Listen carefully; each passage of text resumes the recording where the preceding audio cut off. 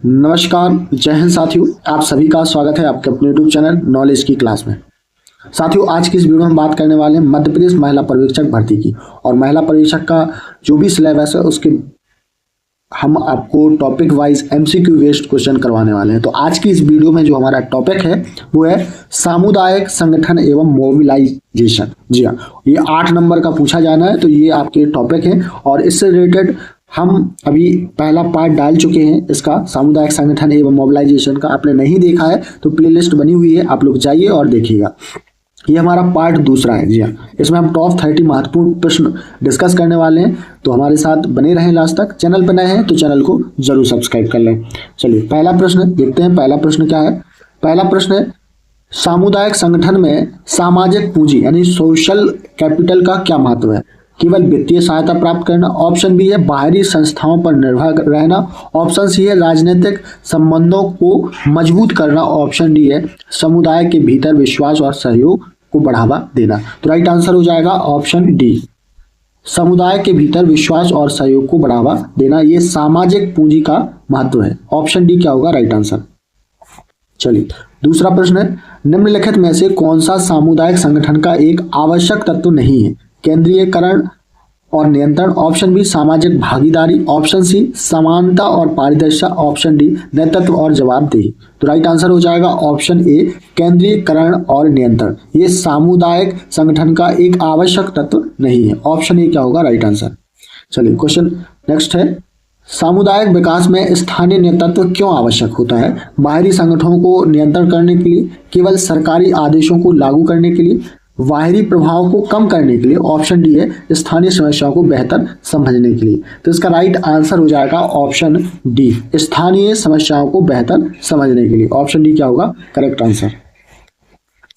सामुदायिक संगठन के अंतर्गत कौन सा तरीका सबसे प्रभावी रूप से काम करता है? केवल सरकारी हस्तक्षेप। ऑप्शन बी निजी कंपनियों का सहयोग। ऑप्शन सी टॉप डाउन दृष्टिकोण। ऑप्शन डी बॉटम अप दृष्टिकोण। तो राइट आंसर हो जाएगा ऑप्शन डी, बॉटम अप दृष्टिकोण। ऑप्शन डी क्या होगा करेक्ट आंसर?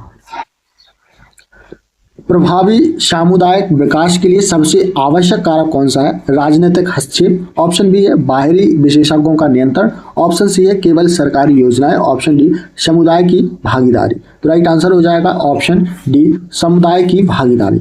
ये समुदाय विकास के लिए सबसे आवश्यक कारक होता है। तो ऑप्शन डी क्या होगा राइट आंसर? अगला प्रश्न है, सामुदायिक संगठन में सशक्तिकरण यानी कि एम्पावरमेंट का मुख्य उद्देश्य क्या होता है? केवल कानूनी सहायता प्रदान करना, केवल सरकारी योजनाओं पर निर्भर रहना। ऑप्शन सी है लोगों को आत्मनिर्भर बनाना। ऑप्शन डी है बाहरी संगठनों को मजबूत करना।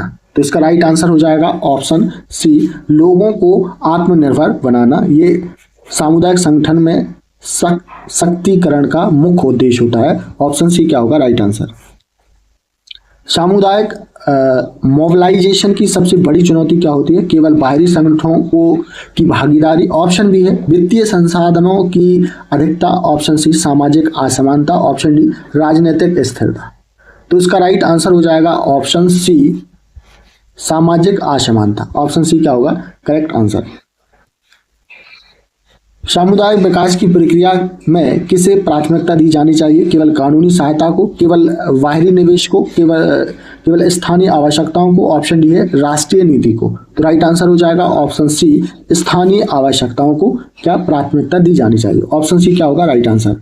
अगला प्रश्न है, सामुदायिक संगठन में नागरिक सहभागिता का क्या लाभ होता है? केवल राजनीतिक निर्णयों में सुधार होता है, नीतियों में पारदर्शिता और प्रभावशीलता बढ़ती है। ऑप्शन सी है केवल सामाजिक मतभेद बढ़ते हैं। ऑप्शन डी है सरकारी योजनाएं स्वतः लागू हो जाती हैं। तो इसका राइट आंसर हो जाएगा ऑप्शन बी, नीतियों में पारदर्शिता और प्रभावशीलता बढ़ती है। ऑप्शन बी क्या होगा राइट आंसर? अगला प्रश्न है, सामुदायिक विकास परियोजनाओं में सतत निगरानी क्यों आवश्यक होती है? केवल वित्तीय अनियमितताओं को रोकने के लिए। ऑप्शन बी है बाहरी संगठनों को संतुष्ट करने के लिए। ऑप्शन सी है केवल सरकारी नियंत्रण बनाए रखने के लिए। ऑप्शन डी है यह प्रभावशीलता सुनिश्चित करने में मदद करता है। तो राइट आंसर हो जाएगा ऑप्शन डी, यह प्रभावशीलता सुनिश्चित करने में मदद करता है। ऑप्शन डी क्या होगा राइट आंसर? चलिए नेक्स्ट क्वेश्चन है, सामुदायिक संगठन में प्रभावी परिवर्तन लाने के लिए कौन सी रणनीति सबसे कारगर होती है? केंद्रीकृत निर्णय लेना। ऑप्शन बी है केवल राजनीतिक सहयोग। ऑप्शन सी सहभागी दृष्टिकोण। ऑप्शन डी केवल बाहरी वित्तीय सहायता। तो इसका राइट आंसर हो जाएगा ऑप्शन सी सहभागी दृष्टिकोण। ऑप्शन सी क्या होगा? बिल्कुल करेक्ट आंसर।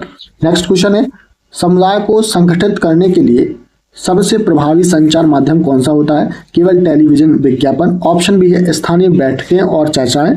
ऑप्शन सी है केवल सोशल मीडिया। ऑप्शन डी सरकारी घोषणाएं।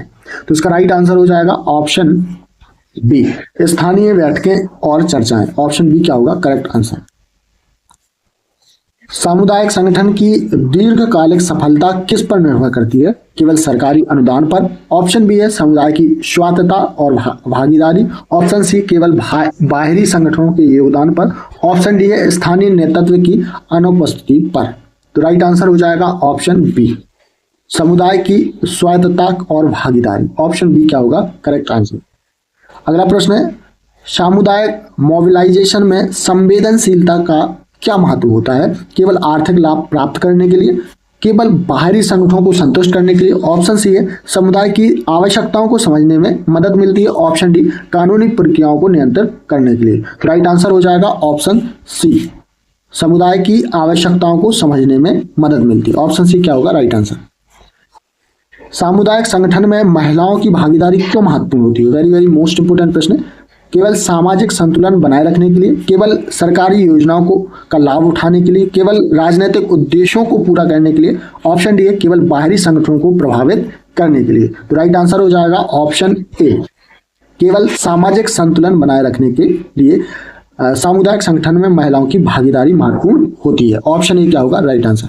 तो साथियों यहाँ पर हमने अभी तक 15 प्रश्नों को देख चुके हैं और अपने वीडियो को लाइक नहीं किया है तो लाइक कर दें, फटाफट से शेयर कर दें, और जिन साथियों ने चैनल को सब्सक्राइब नहीं किया है तो जरूर चैनल को सब्सक्राइब कर लीजिए, क्योंकि हम आपको टॉपिक वाइज महिला पर्यवेक्षक भर्ती का जो सिलेबस है उससे अनुसार आपको यहाँ पर प्रैक्टिस सेट प्रोवाइड करने वाले हैं MCQ बेस्ड। ठीक है, चलिए अगला प्रश्न है सामुदायिक संगठन में निर्णय लेने की प्रक्रिया कैसी होनी चाहिए? केवल प्रशासनिक अधिकारी तय करें। ऑप्शन बी बाहरी संगठनों की प्राथमिकता हो। ऑप्शन सी लोकतांत्रिक और पारदर्शी।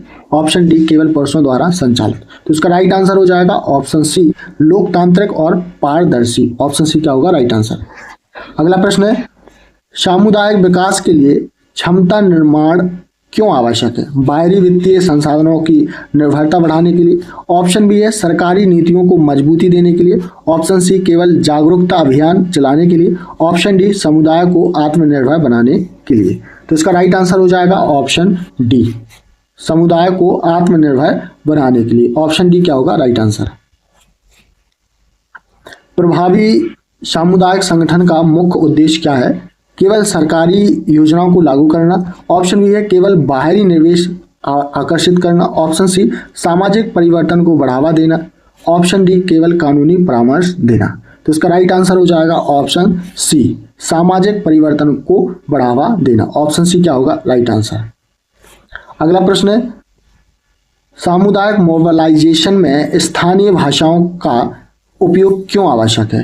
केवल प्रचार के लिए, संचार को अधिक प्रभावी बनाने के लिए। ऑप्शन सी है केवल सांस्कृतिक संरक्षण के लिए। ऑप्शन डी केवल प्रशासनिक नियमों के लिए। तो राइट आंसर हो जाएगा ऑप्शन बी संचार को अधिक प्रभावी बनाने के लिए स्थानीय भाषाओं का उपयोग सबसे आवश्यक है। ऑप्शन बी क्या होगा? Right answer. अगला प्रश्न है सामुदायिक संगठन में नवाचार यानी कि इनोवेशन का क्या महत्व है? केवल तकनीकी समाधान प्रदान करना। ऑप्शन बी केवल शहरी क्षेत्रों पर ध्यान केंद्रित करना। ऑप्शन सी परंपरागत प्रथाओं को समाप्त करना। ऑप्शन डी नए प्रभावी समाधान विकसित करने के लिए। तो राइट आंसर हो जाएगा ऑप्शन डी नए और प्रभावी समाधान विकसित करने के लिए नवाचार का महत्व होता है सामुदायिक संगठन में। ऑप्शन डी क्या होगा? Right answer.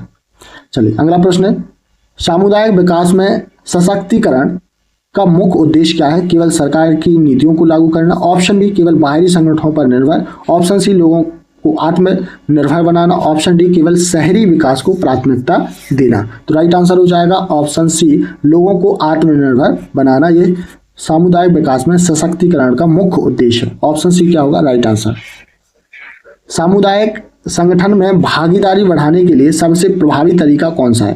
केवल सोशल मीडिया का उपयोग, केवल कानूनी नियमों का पालन। ऑप्शन सी है नियमित स्थानीय बैठकें और चर्चा। ऑप्शन डी केवल राजनीतिक हस्तक्षेप। तो राइट आंसर हो जाएगा ऑप्शन सी, नियमित स्थानीय बैठकें और चर्चा। ऑप्शन सी क्या होगा राइट आंसर। सामुदायिक मोबिलाइजेशन में नेतृत्व विकास क्यों आवश्यक होता है? बाहरी संस्थाओं पर निर्भरता बढ़ाने के लिए। ऑप्शन बी है समुदाय को आत्मनिर्भर बनाने और समस्याओं का समाधान करने के लिए। ऑप्शन सी केवल कानूनी निर्णय लेने के लिए।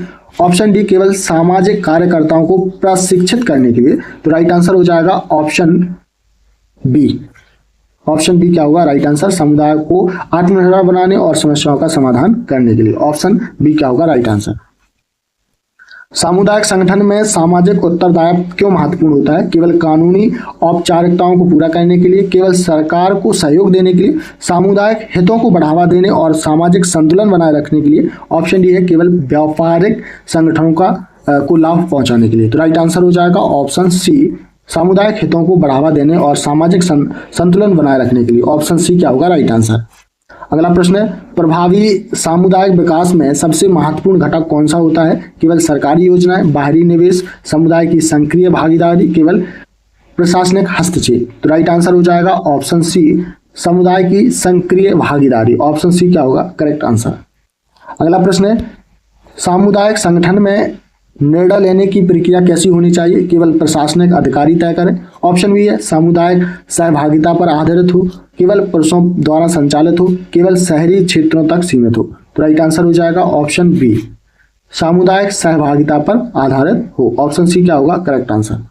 अगला प्रश्न है, सामुदायिक विकास में साझेदारी मॉडल क्यों महत्वपूर्ण होता है? केवल बाहरी वित्तीय सहायता के लिए, केवल कानूनी प्रक्रियाओं को पूरा करने के लिए।